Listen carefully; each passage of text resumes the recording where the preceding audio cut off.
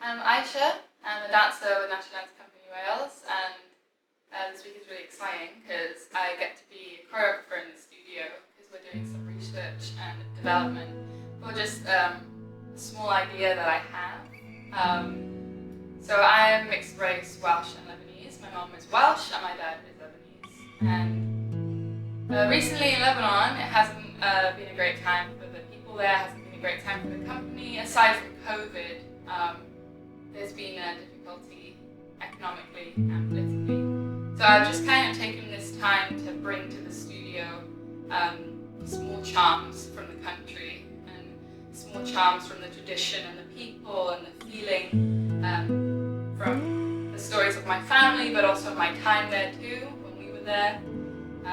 Haven't been back for a while, so I feel as though a part of my home is there. So how do I bring that sense of home to the lovely three dancers that I'm working with?